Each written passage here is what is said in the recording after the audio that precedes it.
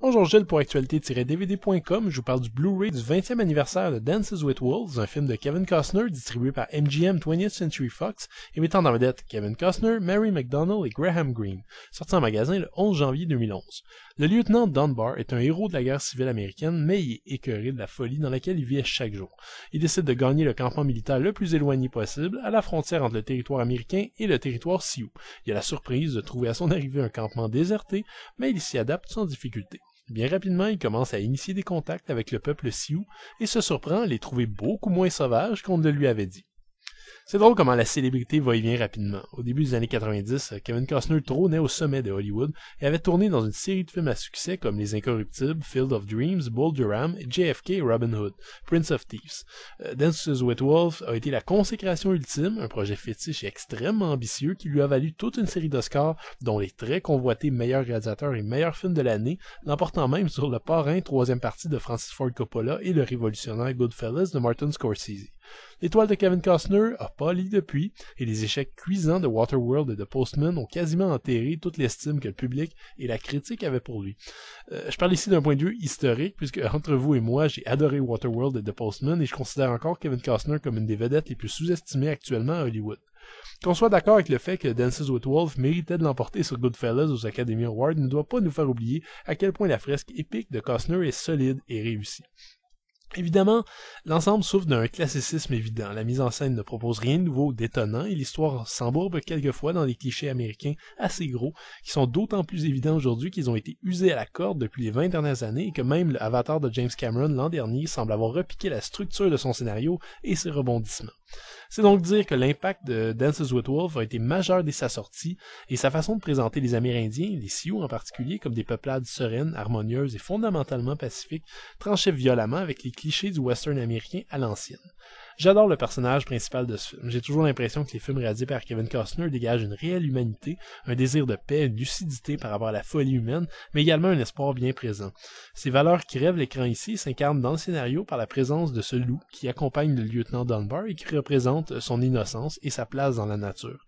Il y a beaucoup plus ici qu'un joli western romantique. Dances with Wolves est une condamnation en bonne et due forme de la colonisation de l'Ouest et un rappel de ce que nous avons perdu dans notre civilisation détachée de notre environnement. C'est vrai que l'image est un peu naïve et on y retrouve un peu les pensées idéalistes de Rousseau sur l'homme fondamentalement bon, corrompu par la société. J'aurais tendance personnellement à adhérer à cette thèse avec de nombreuses réserves, évidemment. Je pense pas, par exemple, que les peuples amérindiens étaient dénués de vices et de corruption, et c'est peut-être la principale critique qu'on peut adresser à Dances with Wolves. On pourrait également reprocher une mise en scène parfois inégale ou un manque de finesse et de subtilité à peu près constant, mais dans l'ensemble, l'histoire se suit avec beaucoup de plaisir, les images sont splendides, et la musique de John Barry, qui est décédé en cette fin de janvier 2011, est absolument magistrale. Dances with Wolves n'est pas selon moi un chef-d'œuvre parfait, mais ses qualités et ses valeurs sont assez grandes pour nous offrir encore aujourd'hui un spectacle assez divertissant et stimulant. Le Blu-ray est présenté en 2x35 anamorphique avec deux pistes audio en anglais, l'une en 7.1 DTS HD et l'autre en Dolby Surround pour les puristes. Les sous-titres sont offerts en anglais, français et espagnol. Le premier disque contient deux bonus inédits, un guide interactif visible durant le film et qui nous informe à propos des différents rangs hiérarchiques présentés dans le film, et un second qui nous pose des questions sur les faits qui sont historiques ou fictifs.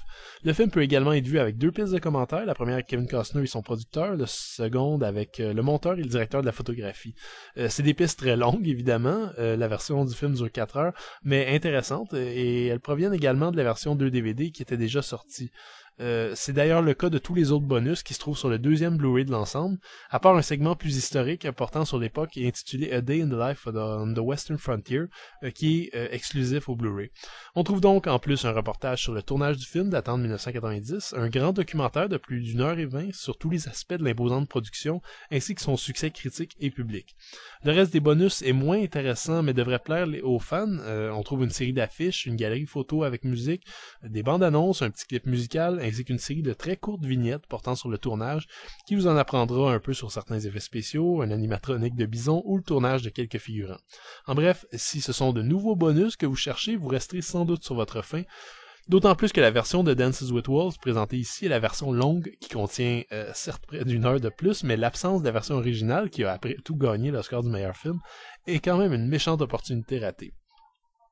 Le premier film réalisé par Kevin Costner est une très belle réussite, empreinte d'humanité, contenant un bon lot de scènes à couper le souffle, Je pense particulièrement à une scène de chasse au bison qui est tout simplement hallucinante.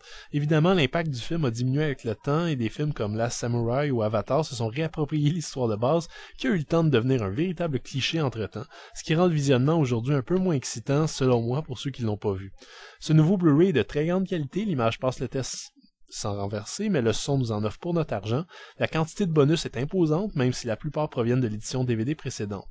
Il ne manque vraiment que la version présentée en salle, selon moi, dont l'absence laisse un petit goût amer. Néanmoins, si vous préférez la version longue de près de 4 heures, vous serez sans doute parfaitement satisfait avec cette très belle édition. C'était Gilles, merci, bon visionnement.